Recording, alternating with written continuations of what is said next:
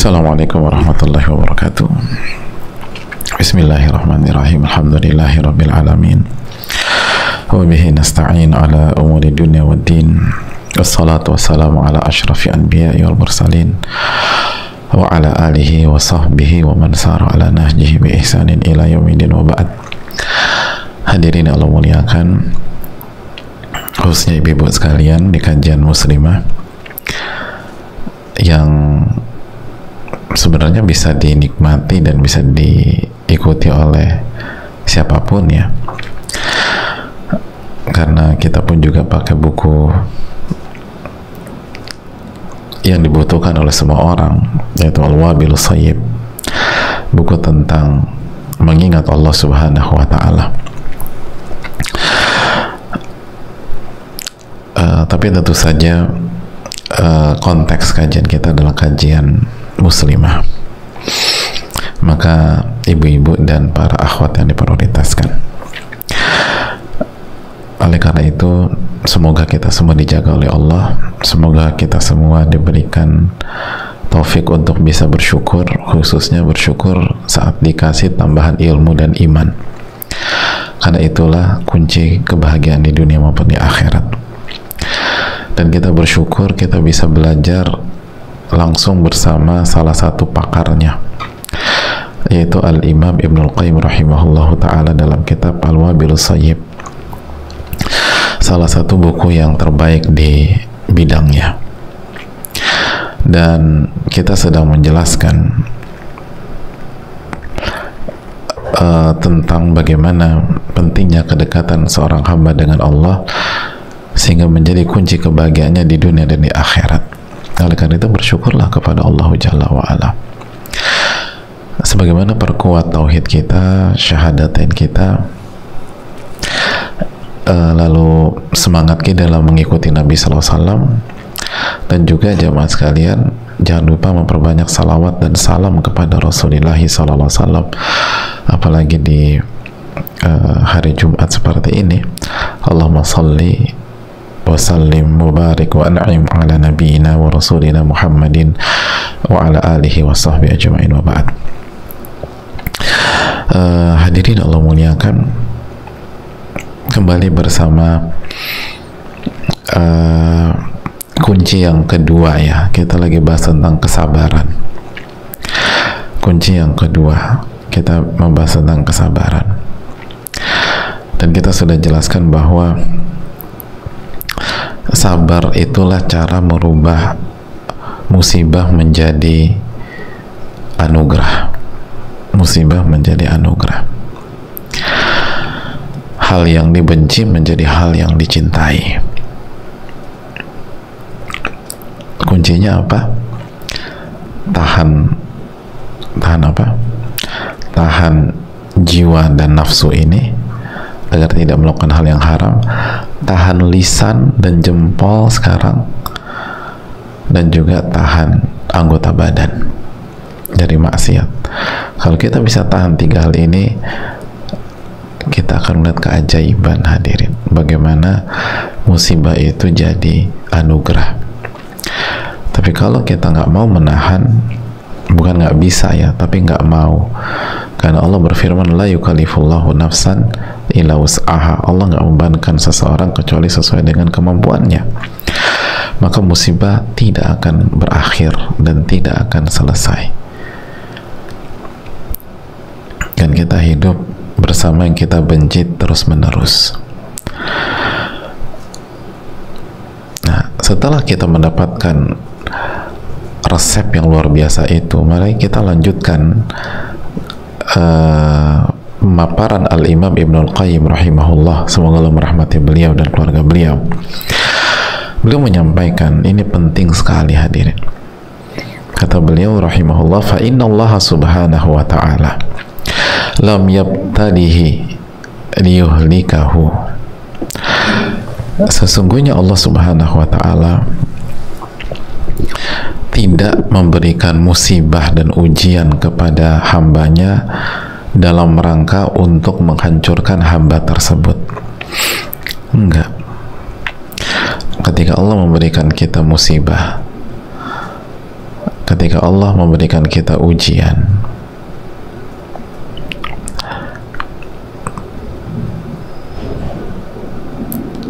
Allah bukan dalam rangka menghancurkan kita, bukan, sama sekali bukan. Tapi apa tujuan Allah? Mari kita simak, ini sangat menarik.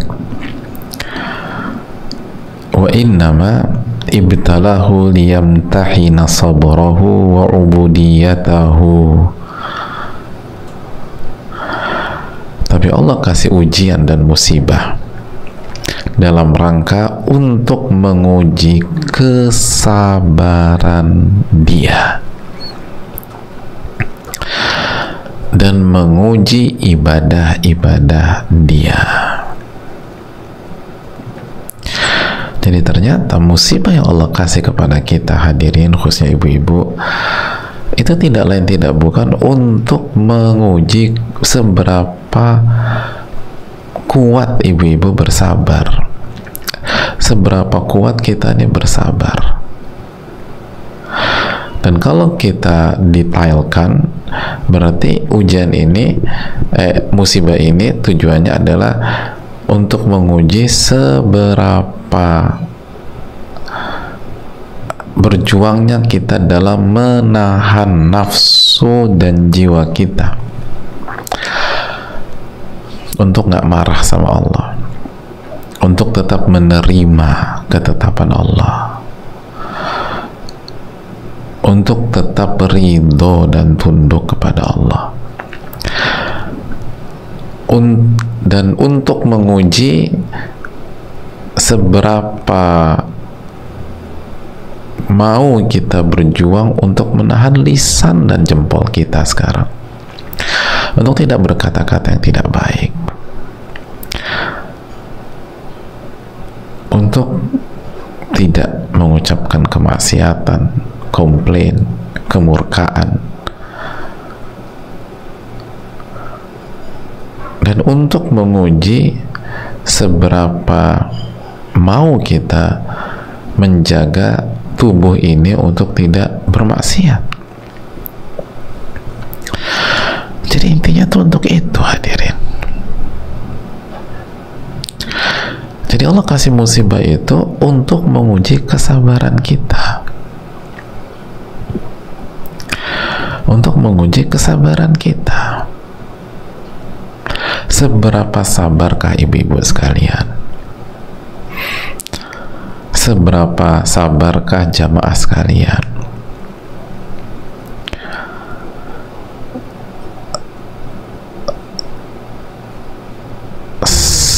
Sebulat apakah tekad kita untuk menahan lisan dan menahan jempol sekarang ini, menahan hati kita untuk nggak suudzon sama Allah, untuk nggak buruk sangka sama orang, dan kalau ada apa-apa kita katakan qaddarallah wa ma syaa fa'al, qaddarallah, dan apa yang Allah inginkan itulah yang pasti akan terjadi.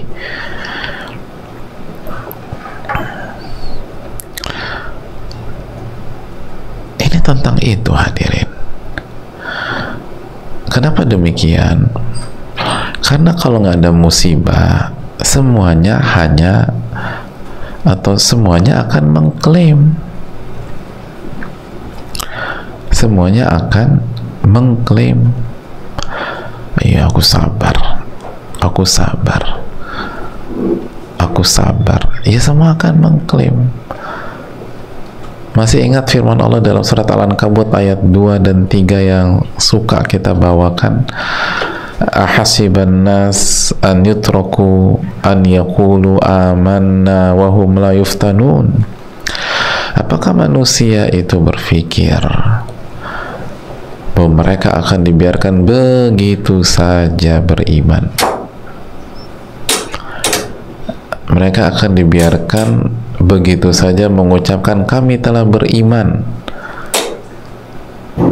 Dan sebagian ulama mengatakan iman itu garis besarnya dua, sabar dan syukur, itu iman. Jadi apakah manusia itu akan dibiarkan begitu saja mengklaim bahwa kita nih sabar, kita nih udah sabar, wahum la yuftanun, dan mereka nggak diuji sama Allah?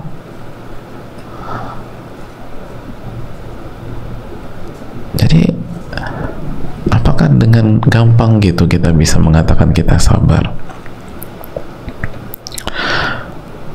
lalu nggak diuji gitu loh? Makanya kan hadirin Allah muliakan, Allah lanjutkan di ayat ketiganya, walaqad fatanna alladzina min qablihim, dan sungguh kami telah uji orang-orang sebelum mereka. Fala ya'lamanna Allahu alladzina sadaqu wa la ya'lamanna al-kadzibin. Sungguh Allah pasti melihat siapa yang jujur, dan Allah pasti melihat siapa yang berbohong. Begitu dikasih musibah, begitu Allah takdirkan kita terzolimi, akhirnya ada yang mengucapkan, kita ini udah sabar udah dari dulu ya, sekarang nggak bisa lagi. Ah, itu kan akhirnya nggak nahan gitu loh. Padahal kalau orang sabar itu nggak ada batas sampai mati, hadirin. Wa'budu rabbaka hatta ya'tiyakal yaqin, dan beribadahlah kepada Rabb kalian sampai datang kematian. Surat Al-Hijr ayat terakhir. Sebagaimana sabar itu bukan berarti diam ya, bukan berarti pasif. Sabar itu tetap on track, hadirin. Kita menahan jiwa dan nafsu kita, kita menahan lisan, kita menahan anggota tubuh agar tetap di jalan Allah. Bisa artinya kita cooling down, kita diam, bisa jadi artinya kita melangkah dan membuat manuver, tapi apapun itu selalu di atas jalan Allah Subhanahu wa ta'ala. Itu poinnya. Jadi ternyata Allah memberikan musibah kepada kita semata-mata untuk menguji kesabaran kita, hadirin. Jadi ketika ada orang bilang, sampai kapan aku harus bersabar Pak Ustadz? Itu inti ujiannya, itu inti tujuan musibah itu tuh ini. Maka jangan terperangkap sama syaitan. Aku udah lelah untuk bersabar Ustadz, itu intinya. Capek sekali, capek ya, tapi itulah tujuannya. Liyamtahina sabrahu, kata para ulama.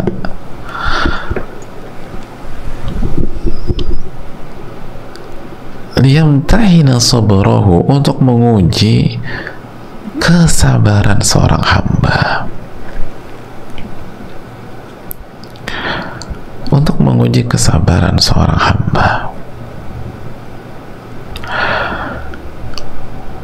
Sejauh mana hamba itu mengamalkan surat Ali Imran ayat terakhir, ya ayyuhalladzina amanu sabiru wasabiru warabitu wattaqullah la'allakum tuflihun.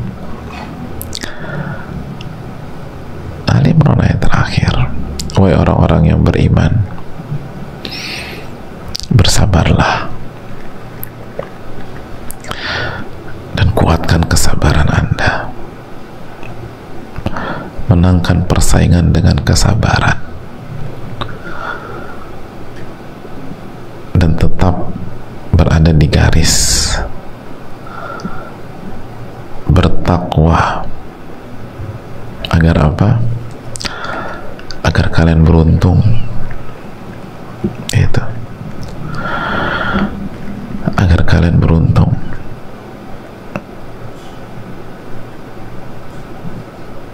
agar kalian beruntung. Isbiru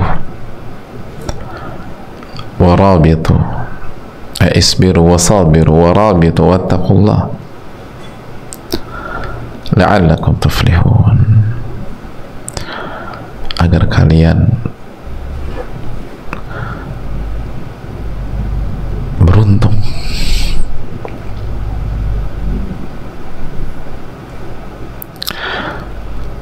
Agar kalian beruntung, hadirin Allah muliakan.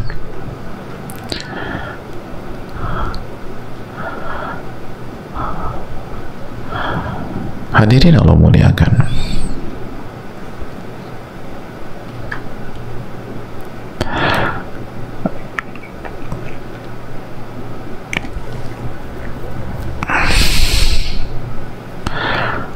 Masih ingat firman Allah dalam surat Al-Ma'arij ayat 5, surat ke-70 ini, di ayat ke-5, ketika Allah memerintahkan fasbir sabran jamila, fasbir sabran jamila, surat ke-70 ayat ke-5, fasbir sabran jamila, maka bersabarlah, tahan,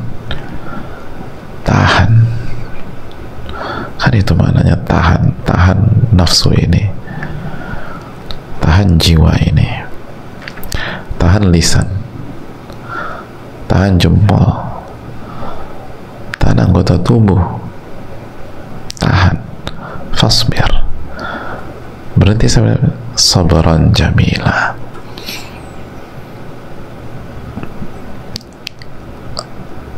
dengan kesabaran yang begitu cantik.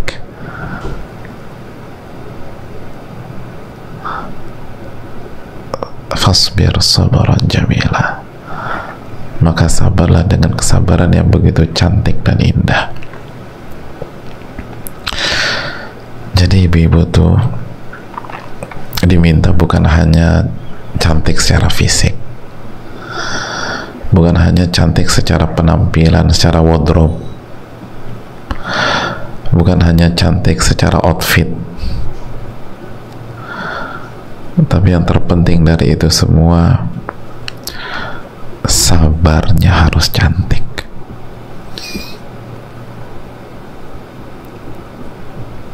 Dan nanti kita akan, insya Allah semoga kita punya kesempatan untuk membahas secara khusus sabar yang cantik itu seperti apa.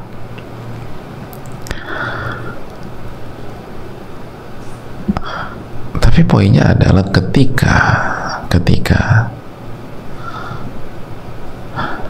tidak ada musibah dan ujian, atau ketika tidak ada musibah,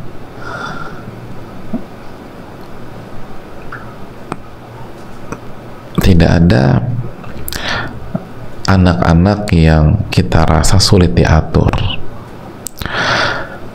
tidak ada suami yang seringkali nyebelin, tidak ada teman yang egois misalnya, atau keluarga yang nggak ngerti kita dan nggak mau ngerti kita.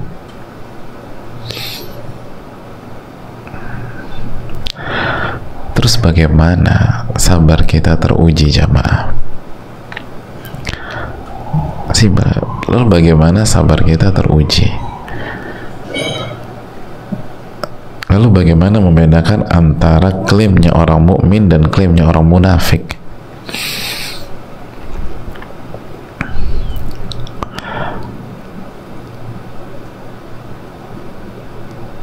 Semua itu akan terlihat dengan musibah demi musibah tersebut, akan terlihat dengan terzolimi dan terzolimi lagi, akan terlihat dalam menyikapi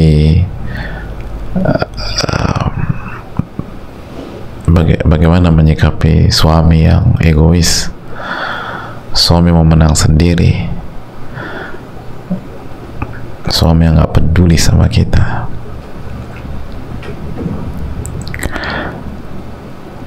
pernah ngerti perasaan kita. Atau itu akan terlihat pada keluarga yang alih-alih membantu kita ketika kita susah hari ini, tapi justru cuek, bahkan mungkin memamerkan kekayaannya di atas kesulitan dan kemiskinan kita. Jadi Allah Subhanahu wa ta'ala memberikan musibah itu bukan untuk menghancurkan, bukan. Ini jangan pernah lupa kaidah ini. Allah memberikan musibah bukan untuk menghancurkan kita, tapi untuk menguji kesabaran kita dan ibadah kita, untuk menguji kesabaran kita.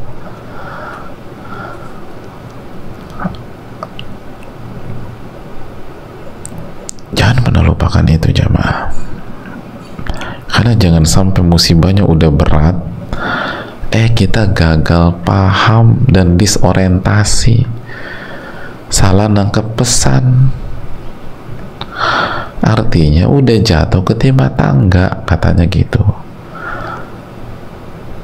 nggak dapet poinnya, akhirnya tersiksa terus. Padahal kalau kita tangkep poinnya, kita dapat poinnya tadi, oh ini nih ujian, ternyata ini tuh tentang ujian kesabaran, kan kita akan terus bertahan untuk sabar. Lalu yang terjadi apa tadi itu? Akhir surat Al-Imran, la'allakum tuflihun, agar kalian jadi orang-orang yang beruntung. Maka berikutnya yang ada adalah keberuntungan demi keberuntungan, keberuntungan demi keberuntungan. Nah, memahami tujuan dari segala sesuatu ini penting. Memahami tujuan dari segala sesuatu itu penting.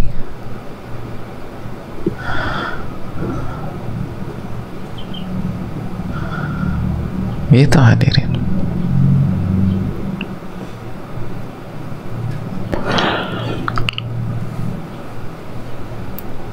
Biar kita tuh nggak rugi dua kali atau nggak berantakan.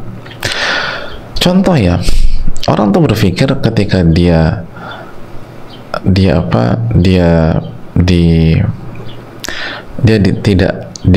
dibuat tidak nyaman sama suaminya, dia harus marah.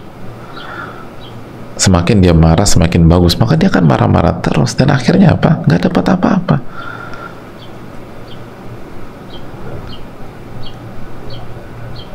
Oh, dia harus ngamuk, kalau nggak nanti suaminya akan jauh dari dia. Lalu dia ngamuk terus, dia akan buat tingkah ini tingkah itu. Berhasil? Nggak berhasil, karena tujuannya bukan itu. Tujuannya bukan itu, hadirin.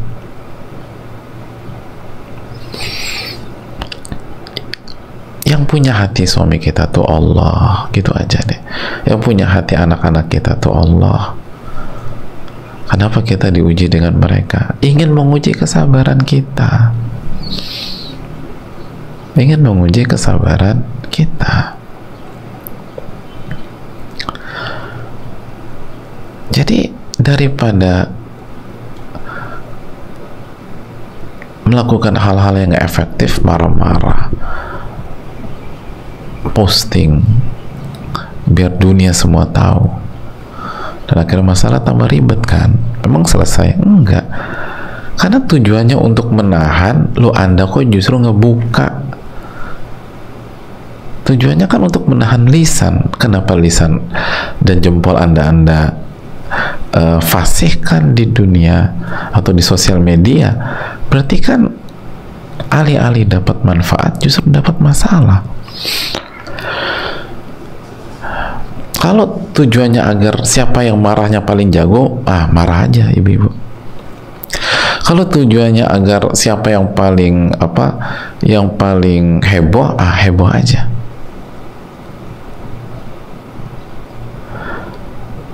Siapa yang paling jago ngelabraknya, labrak deh, bismillah, labrak. Kalau tujuannya untuk itu. Tapi tujuannya bukan untuk itu. Dan yang menciptakan kehidupan kita ini Allah Subhanahu wa Ta'ala. Allah, bukan kita. Jangan pakai logika kita.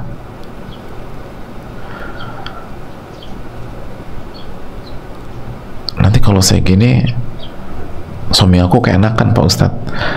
Itu kan menurut Mbak kan, emangnya megang hati suami Mbak? Coba aja deh. Oleh karena itu hadirin Allah muliakan,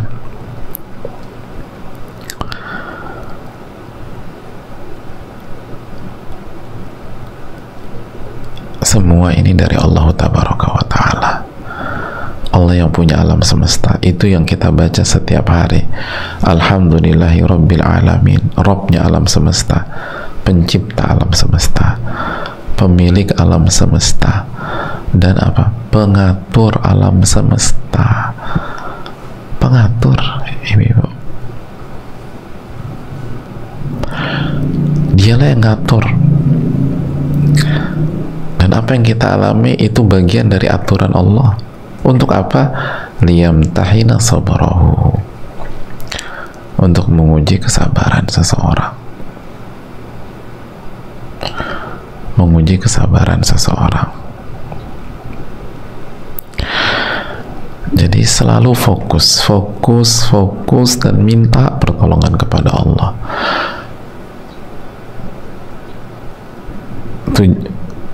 Kenapa ya gini? Tujuannya untuk menguji perjuangan saya dalam menahan. Ingat, menahan. Jadi harus saya lakukan menahan dan menahan,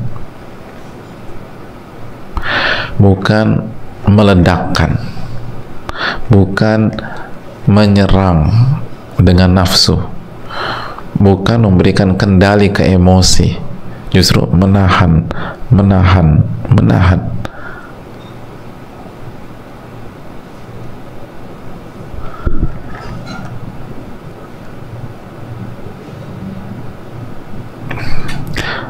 Enggak, pokoknya gue harus WA nih orang. Tanya ketika kita mau WA dia, itu nafsu atau cari kebenaran? Nafsu, tahan. Kalau jawabannya nafsu, tahan. Kita mau marah sama anak kita, tanya diri kita, ini nafsu atau mendidik? Oh, nafsu, tahan lagi, tahan.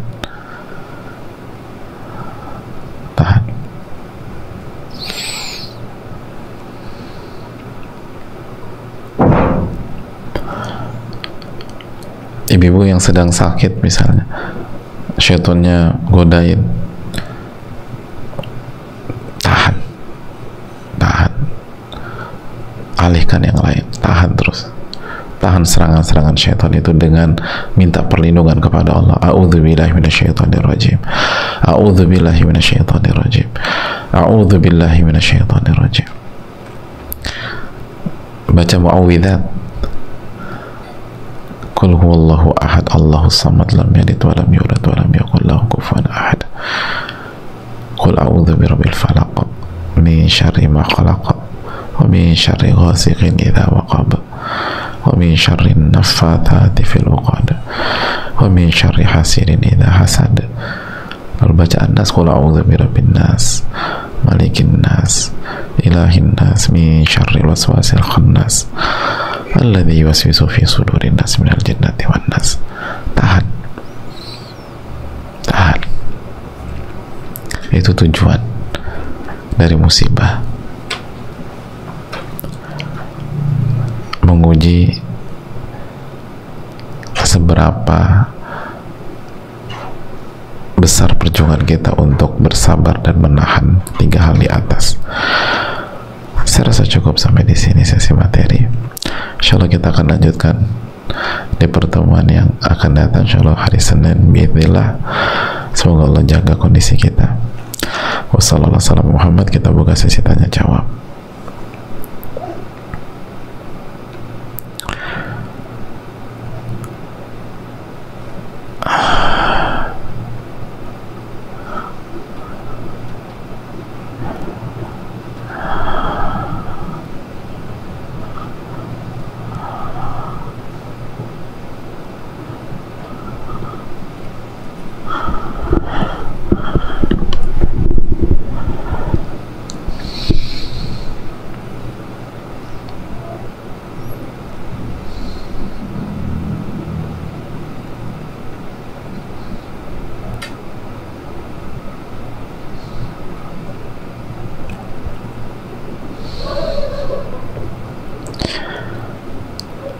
Assalamualaikum warahmatullahi wabarakatuh. Waalaikumsalam warahmatullahi wabarakatuh.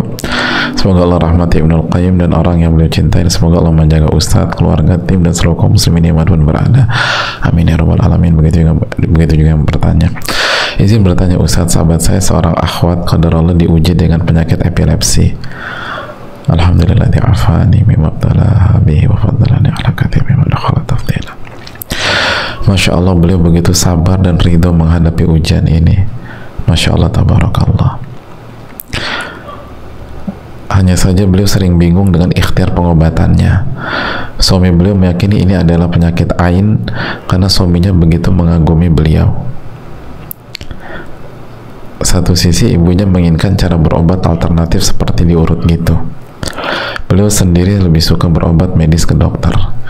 Selama ini beliau ikut semua pengobatan karena tidak ingin membangkang. Tapi lama-lama beliau takut pengobatan alternatif jatuh kepada kesyirikan karena seringkali ibunya bilang kalau bukan karena bapak ini kamu nggak akan sembuh. Selain itu juga tidak nyaman dengan proses pengobatan diurut tersebut. Akhirnya sering terjadi perdebatan antara beliau dan ibunya karena ibunya masih awam dalam agama. Mohon nasihat Ustadz apa yang harus beliau lakukan. Mohon doa Ustadz juga semoga penyakit beliau menjadi penggugur dosa dan penambah imannya. Jazakallah khairan Ustadz wa iyyak. Dan jazakallah khair kepada yang bertanya yang sangat perhatian dan sayang sama sahabatnya.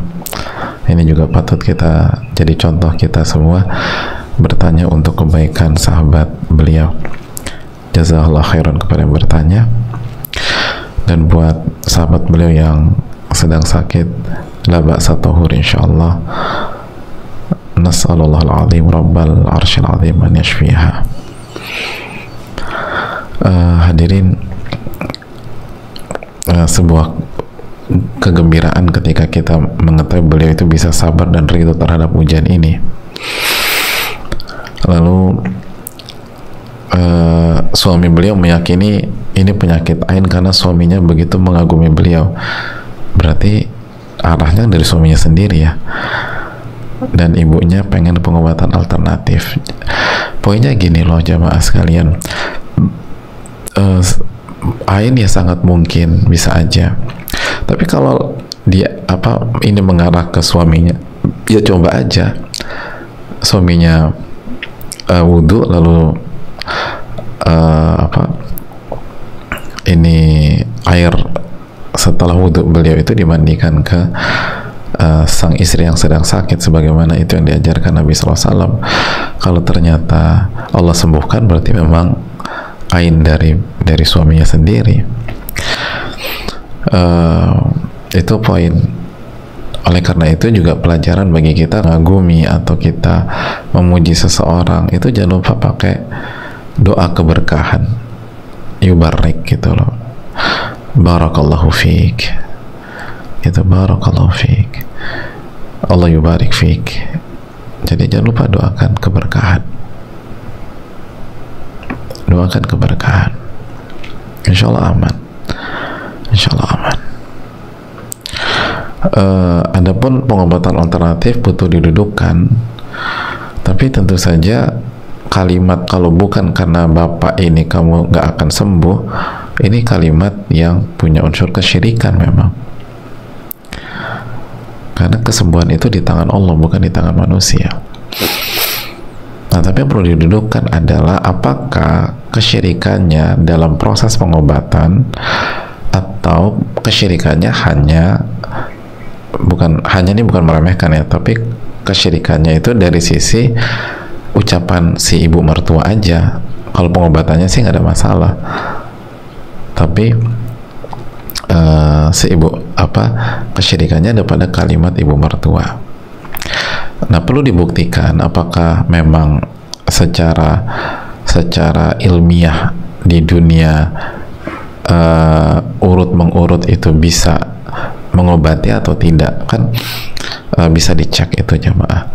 Lalu juga kalau ingin diurut, upayakan diurut sama ahli yang wanita. Kalau kita wanita, kalau laki-laki yang ahli laki-laki, usahakan semaksimal mungkin dulu. kecuali kalau darurat. Jadi coba dulu cari gitu loh. Jadi ini yang perlu kita camkan. Dan bicarakan baik-baik sama orang tua, bicarakan baik-baik sama orang tua, dan ajak suami juga membantu pembicaraan kita. Dan perlu kita camkan, salah satu faktor keberhasilan setelah taufik Allah kan keyakinan dan totalitas yang sakit dalam menjalani sebuah pengobatan, kan begitu ya. Makanya banyak dokter hebat juga mengatakan kalau pasiennya nggak all out susah gitu loh.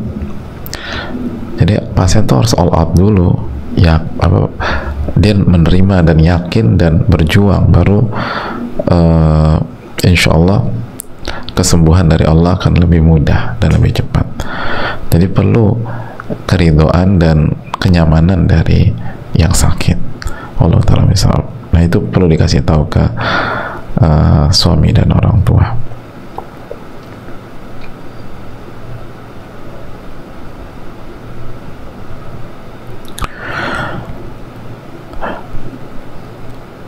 Assalamualaikum warahmatullahi wabarakatuh. Waalaikumsalam warahmatullahi wabarakatuh. Semoga alhamdulillah wassalatu wassalamu ala rasulillah. Semoga Allah senantiasa menjaga Ustadz dan keluarga beserta tim secara khusus dan seluruh kaum muslimin secara umum. Semoga Allah memberikan kita ilmu yang bermanfaat dan menjauhkan kita dari ilmu yang tidak bermanfaat, serta menerima setiap amal ibadah kita. Allahumma amin amin ya rabbal alamin. Dan jangan lupa doakan Imam Ibnul Qayyim rahimahullah. Hari ini Al-Imam Ibnul Qayyim memberikan kita kaidah yang sangat penting. Ternyata Allah kasih musibah bukan untuk menghancurkan kita, bukan untuk menghancurkan kita, tapi untuk menguji kesabaran kita. Itu kan mahal banget hadirin. Ini untuk ujian kesabaran, bukan untuk menghancurkan. Jangan lupa doakan beliau. Ahsanallahu ilaikum wa iyaki. Izin bertanya Ustaz, apakah kita dibenarkan mengira tentang apa yang terjadi pada diri kita? Misalnya saat kita mendapatkan sesuatu yang tidak mengenakan, kita berkata mungkin ini adalah hukuman dari dosa-dosaku. Di sisi lain, bukankah hanya Allah yang mantau tentang apa yang terjadi pada hambanya?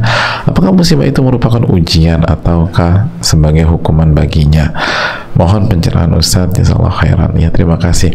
Kita udah jelaskan bahwa ini adalah ujian kesabaran.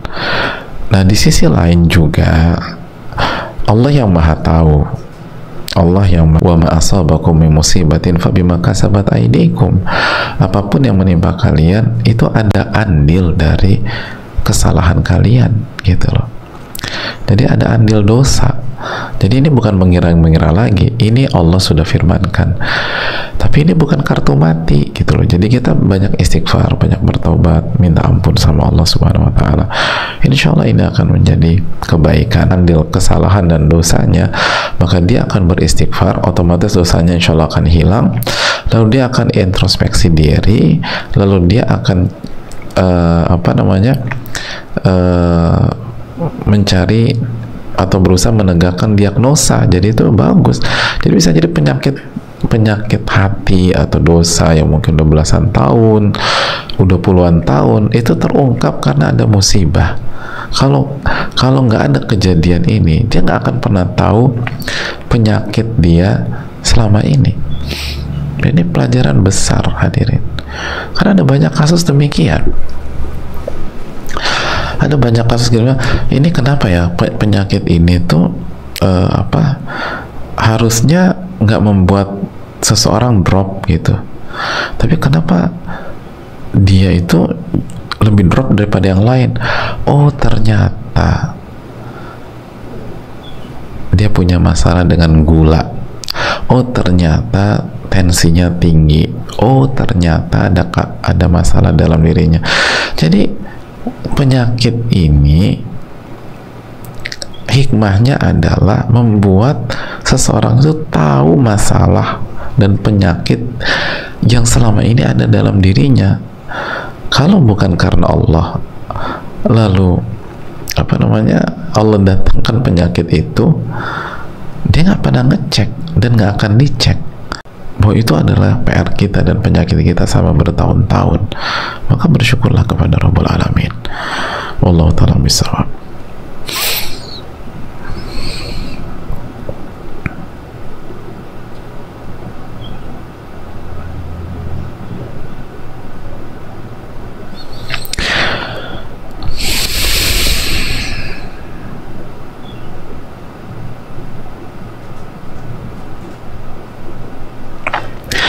Assalamualaikum warahmatullahi wabarakatuh. Waalaikumsalam warahmatullahi wabarakatuh. Semoga Allah mengampuni, merahmati Ustadz beserta keluarga dan seluruh kaum muslimin, juga memudahkan urusan-urusan kita, amin ya rabbal alamin. Jamaah jangan lupa doakan Al-Imam Ibnul Qayyim rahimahullah. Terima kasih. Ustadz, saya memiliki seorang ibu yang belum lancar dalam membaca Al-Quran. Masih banyak lahan jali, kesalahan fatal. Maksud lahan jali itu kesalahan fatal dalam bacaan beliau. Kemudian ibu saya meminta saya untuk mengajarkan beliau membaca Al-Quran. Masalahnya adalah beliau orang yang berwatak keras, dan beberapa kali saya memberitahu beliau tentang kesalahan beliau dalam membaca. Beliau merasa saya berlebihan dalam membaca Al-Quran, seperti saat saya membenarkan makhraj atau hukum mat tabi'i, yang jika salah maka bisa termasuk ke dalam lahan jali. Mat tabi'i itu yang panjang 2 harokat secara umum demikian, dan menjadi bagian dari kata dalam sebuah bahasa Arab, satu jenis mat ya, yang kalau salah baca berubah makna gitu. Kalau mat tabi'i nggak dibaca mat, itu maknanya berubah. Jika ya, akhirnya tak jarang kami berdebat Ustadz, karena ibu saya kadang tidak percaya dengan apa yang saya katakan. Saya takut saya kebablasan marah saat mengajari beliau Ustadz. Jadi saya memutuskan untuk tidak lagi mengajari beliau dan menyarankan beliau untuk mengaji dengan guru lain. Apakah tindakan saya ini benar Ustadz? Jazakallahu khairan wa barakallahu fikum. Ya, terima kasih atas pertanyaan. Ya, ini memang dinamika jamaah. Kalau ibu kita lebih terima dengan guru lain, bisa dipertimbangkan, karena kadang-kadang tuh orang tua suka lucunya begitu, sama anaknya nggak percaya dia, gitu loh. Karena di mata dia anaknya tetap anak kecil aja, gitu loh, tapi sama yang lain percaya, gitu. Ada teman tuh dokter gigi, orang tuh nggak percaya sama dia. Kalau sakit gigi ke dokter yang lain, padahal dia lebih jago daripada itu dokter, nggak percaya. Dan ini kan kejadian sama ulama siapa? Masih ingat nggak hadirin? Sama Imam Abu Hanifah. Bayangkan, 1 dari 4 imam madhab itu ibunya lebih dengar ucapan yang lain dibanding anaknya. Terus apa yang dilakukan Imam Abu Hanifah? Diantarin ibunya, diantarin sampai ibu mau nanya siapa sih, mau nanya, oke, kita datang ke sana. Sampai orang itu tuh bingung, ya Allah, ini depan saya ada Imam Abu Hanifah, kenapa nanya saya? Kata Imam Hanifah, udah jawab aja. Bahkan dibocorin sama Imam Hanifah, jawabnya gini. Dijawablah sama orang ulama itu begini. Ibunya puas, padahal jawaban anaknya tuh, gitu loh. Ya, itulah orang tua. Dan kita ada video pendeknya tentang itu ya, artinya cerita tentang Abu Hanifah tuh kita udah potong jadi video pendek, bisa dicek. Jadi tenang aja, jadi kita juga jangan baper. Imam Abu Hanifah ngalamin yang kita alami juga, dan beliau santai aja. Jadi yang penting ibu ridho, ya terserahlah. Makanya parameternya bukan ganti atau nggak ganti, ibu ridhonya sama siapa. Kalau ibu ridhonya sama kita, ya udah. Tapi nanti aku dibantah, ya udah sabar aja. Yang penting kan birrul walidainnya, bukan hasilnya, gitu loh. Sabar udah. Ini lihat ujian kesabaran, seberapa berjuang kita menahan amarah sama orang tua kita sendiri. Ini ujian kesabaran. Terapkan dong kaidah kita. Adapun ini karena nafsu kita juga, udah ibu sama yang lain aja, padahal ibu kita pengennya sama kita, kan durhaka kita, hadirin. Kecuali kalau ibu kita emang pengen sama orang, udah sama orang lain aja, ya udah ikutin gaya imam madhabnya Abu Hanifah sama ibunya, udah cari, yang penting ibu senang gitu ya. Ya udah nikmatin aja, coba. Allah ta'ala bisawab.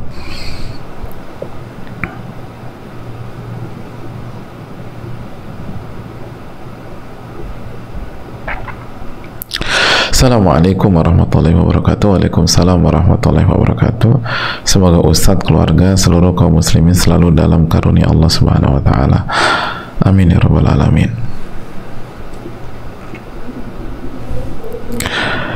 Pertanyaan, tunggu sebentar ya.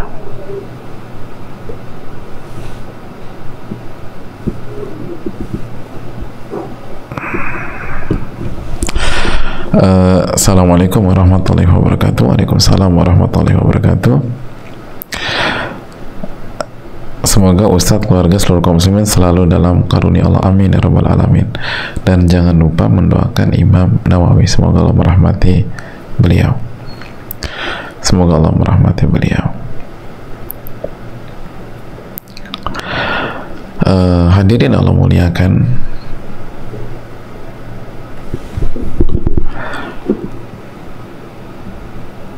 izin bertanya Ustadz. Ustadz, jadi saya baru resign. Imam Ibnul Qayyim, ya, mohon maaf, Ibnul Qayyim, semoga Allah merahmati Imam Ibnul Qayyim. Ustadz, jadi saya baru resign dari pekerjaan saya dan bertekad ingin di rumah menjaga orang tua dan berusaha meyakinkan diri bahwa fitrah wanita itu di rumah. Namun rasanya berat sekali dari segi sinyal di kampung saya susah. Akhirnya saya tidak bisa ikut kajian rutin, ikut kelas tahsin via Zoom dan lain-lain. Itu menyebabkan saya futur, bukan fitur. Kalau fitur malah lain lagi. Saya futur, bukan fitur. Dan sakit hati terhadap keadaan dan kadang merasa kurang dari segi finansial. Bagaimana ya Ustadz? Apakah saya hamba yang tidak bersyukur atau memang ini ujian akan niat saya tadi? Mohon nasihatnya Ustadz, jazakallahu khairan, barakallahu fikum. Hadirin Allah muliakan, salah satu hal yang perlu kita camkan bersama-sama,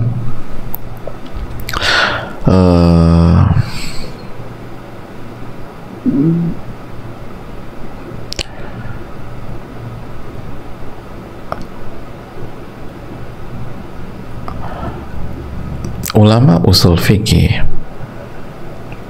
pernah menjelaskan bahwa kita itu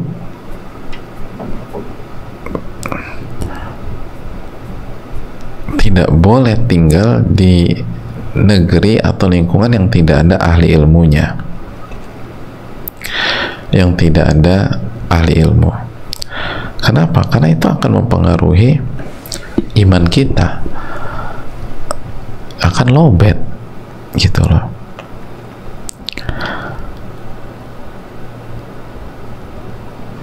Akan lowbat.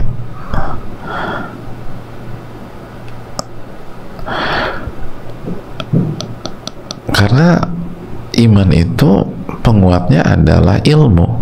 Dalam surat Al-Anfal ayat 2, penguatnya adalah ilmu.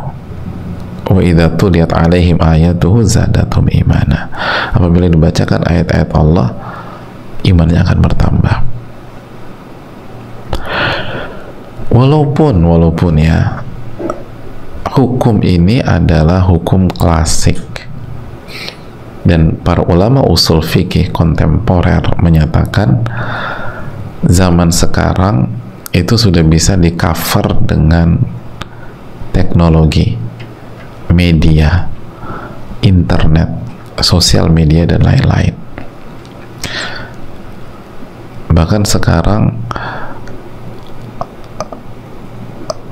seseorang di berbeda benua ada yang lebih mudah mengakses ahli ilmu dibanding yang tinggal satu kota. Itu hadirin, padahal beda benua, karena bisa nelpon, bisa WA, bisa segala macam, dan hubungannya baik.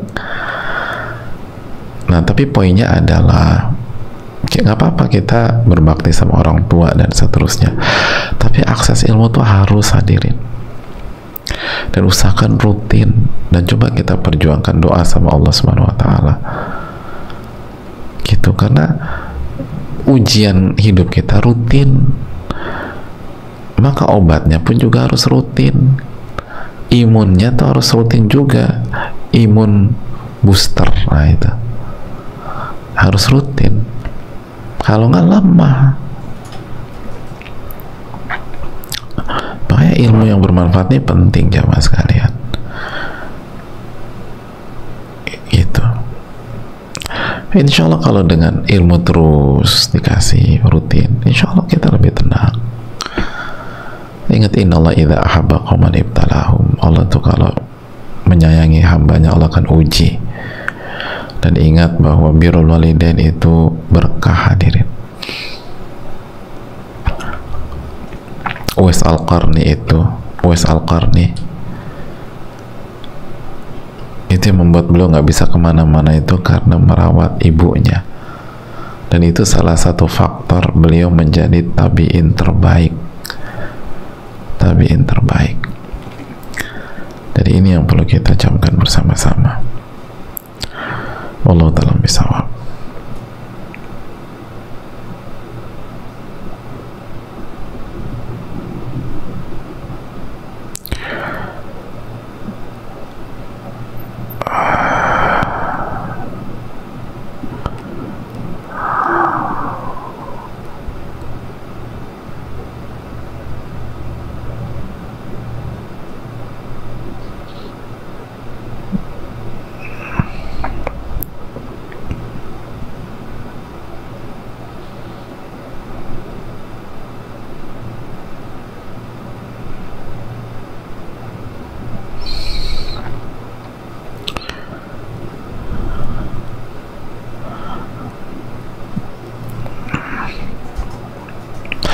Assalamualaikum warahmatullahi wabarakatuh. Semoga Ustadz, keluarga, tim, dan seluruh muslim mendapatkan lindungan dari Allah. Amin ya rabbal alamin. Juga semoga Al-Imam Ibnu Al-Qayyim dirahmati oleh Allah. Amin ya rabbal alamin. Begitu juga yang bertanya. Izin bertanya, saya seorang ibu rumah tangga, sarjana lulusan salah satu universitas terbaik. Saat ini saya sudah punya satu anak. Lalu saya berkeinginan untuk studi lanjut dikarenakan adanya keinginan lebih lanjut untuk mempelajari studi tersebut. Di samping saya juga terus belajar mendalami agama. Bagaimana pendapat Ustadz ya tentang ini? Jazakallahu khairan. Bagus, selama kewajiban kita tidak tersia-siakan dan terlalaikan, baguslah. Selama ilmunya halal, ilmunya bermanfaat, dan tidak melalaikan kewajiban kita.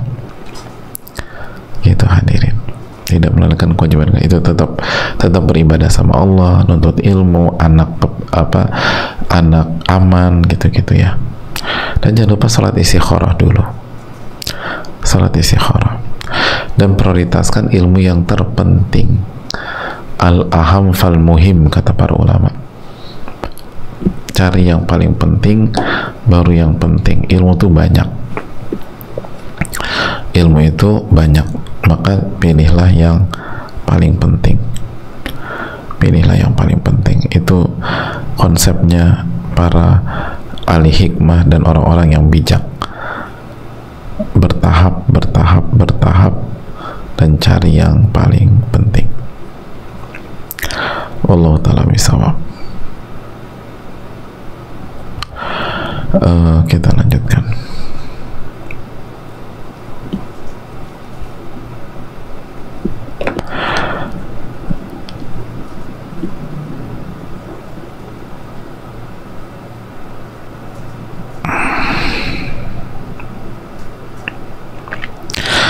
Assalamualaikum warahmatullahi wabarakatuh. Ustadz, waalaikumsalam warahmatullahi wabarakatuh. Semoga Ustadz dan tim selalu dilindungi Allah, dirahmati Allah. Begitu juga kaum muslimin, dan terima kasih kepada Imam Ibnu Al-Qayyim atas ilmu. Semoga diberikan pahala berlipat. Amin ya rabbal alamin. Mohon nasihatnya Ustadz, saya ibu rumah tangga sejak 5 tahun yang lalu. Ibu rumah tangga sejak 5 tahun yang lalu. Sebelumnya saya bekerja. Saat ini anak saya sudah berumur 8 tahun. Sekarang saya lagi tergoda untuk kembali mendaftar kerja karena mungkin kejenuhan mengurus rumah saja dan anak. Kebetulan saat ini sedang ada pembukaan CPNS. Saya ingin bekerja lagi. Ustadz, mohon nasihatnya agar saya tetap istiqomah menjadi ibu rumah tangga. Jazakallahu khairan. Hadirin Allah muliakan, beliau sampaikan 5 tahun ini jadi berumah tangga, dulunya sempat bekerja di tempat yang haram, terus sekarang jenuh pengen kerja lagi. Yang pertama, salah satu hal yang perlu kita tanyakan ke diri kita kalau kita mau melakukan sebuah keputusan atau langkah adalah why factornya tuh apa, mengapa, apa niatnya, apa motifnya. Dan jangan melakukan sebuah langkah besar hanya karena kita jenuh, apalagi jenuhnya itu ngurus rumah dan anak yang merupakan inti dari atau prioritas dari seorang wanita. Wal mar'atu ra'iyatun wa mas'ulatun an baiti zawjiha wa auladi. Wanita itu pemimpin dan penanggung jawab dan akan ditanya tentang masalah rumah dan anak-anak. Dan hadirin yang Allah muliakan, sama anak-anak tuh nggak boleh jenuh. Ada banyak keindahan, ada banyak kenikmatan, ada banyak cerita-cerita menarik di setiap hari bersama mereka. Berat memang, tapi berat itu bukan berarti jenuh. Berat memang, tapi bukankah ada pertolongan Allah? Berat memang, tapi bukankah hal yang berat kalau dijalani dengan keikhlasan dan keridhaan itu menjadi jauh lebih mudah? Ada banyak wanita itu berharap bisa dibuat ribet dan capek oleh anaknya, tapi Allah belum kasih amanat tersebut. Maka bersyukurlah kita. Dan ada banyak ibu yang menyesal meninggalkan anaknya. Ada banyak ibu yang sekarang hanya bisa gigit jari karena anak yang tidak beliau didik pada saat anak itu kecil dan remaja sekarang durhaka kepada dia. Karena anak yang tidak ia didik dengan agama dan iman tersebut sekarang melupakan dan meninggalkan dia. Dan kalau kita mau wawancara banyak banget ibu-ibu seperti itu, maka jangan ulang kesalahan mereka. As-sa'id man wa'idha bi ghairihi. Orang yang bahagia itu orang yang mengambil pelajaran dari pengalaman orang lain, sehingga dia tidak harus jatuh dulu untuk merasakan sakit. Kalau capek jenuh gimana? Kuatin zikir, hadirin, kuatin zikir. Masih ingat ketika Fatimah radhiyallahu ta'ala anha mengeluh capek, apa yang diajarkan Nabi SAW? Zikrullah, berzikir kepada Allah, dan zikir itu menambah kekuatan. Dan ada banyak yang bisa dieksplor, ada banyak ilmu yang kita belum pelajari tentang mendidik anak. Hunting itu berarti kita ini belum kreatif nih. Buat atau jadikan hari-hari kita hari-hari yang kreatif. Buat permainan yang menyenangkan, yang seru, yang edukatif, yang penuh dengan iman, gitu loh. Ngobrol dengan mereka, bicara dengan mereka. Aduh, rugi banget lah coba sekalian, sangat-sangat rugi. Dan ingat, al jaza min jinsil amal, balasan itu tergantung jenis perbuatan. Balasan kita bosan dengan dia, nanti ada suatu waktu dia bosan dengan kita. Na'udzubillah. Dan pernah lupa itu. Jika kita meninggalkan dia karena bosan, maka nanti ada suatu waktu dia meninggalkan kita karena dia bosan dengan kita. Dan sebaliknya, kalau kita sabar dan kita minta pertolongan sama Allah, lalu kita pelajari ilmunya, maka nanti ada suatu waktu anak-anak kita akan sabar ngadepin kita. Dan ketika setan ganggu dengan kejenuhan, bukannya dia menjauh, tapi dia akan mempelajari ilmunya agar terus bersama dengan kita. Wallahu ta'ala bishawab. Minta pertolongan kepada Allah.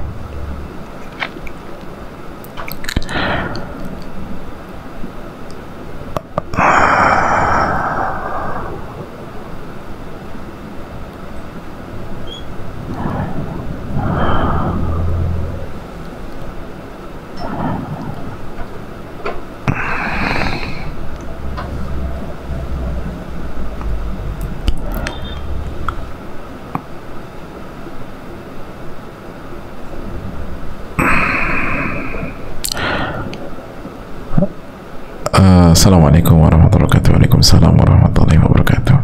Semoga Allah merahmati Imam Ibnul Qayyim, dan semoga Ustadz, keluarga, tim, serta semua kaum muslimin diampuni dosa-dosanya serta dirahmati dan senantiasa diberikan kesehatan oleh Allah. Amin ya rabbal alamin. Afwan, Ustadz izin bertanya, jika kita diimani oleh ayah kita yang bacaan Al-Qurannya masih belum benar, walaupun beliau sedang belajar baca Quran, misalnya Al-Fatihah sudah benar tapi bacaan surat pendeknya masih belum benar, dan salat saya menjadi tidak khusyuk, apakah saya harus mengulang salat saya? Ustadz, jazakallahu khairan Ustadz, barakallahu fikum. Terima kasih atas pertanyaannya. Jawabannya tidak, karena kalau Al-Fatihahnya benar maka salatnya sah. Kalau sah kita nggak ngulang. Nah, salat aku jadi kurang khusyuk, apa namanya, ya perlu bertahap ya hadirin, dan sempurnakan dengan perbanyak salat-salat sunnah, karena nggak mau diimamin oleh ayah nanti jadi masalah baru lagi. Jadi sudah, alhamdulillah salatnya sah, dan terimalah bahwa ini proses belajar, dan memang tidak nyaman, tapi nanti kita perbaiki dengan sujud kita, ruku kita, dan gerakan yang lain, lalu dengan salat-salat sunnah kita. Wallahu ta'ala a'lam bishawab. Saya rasa cukup sampai di sini. Jazakallahu khairan.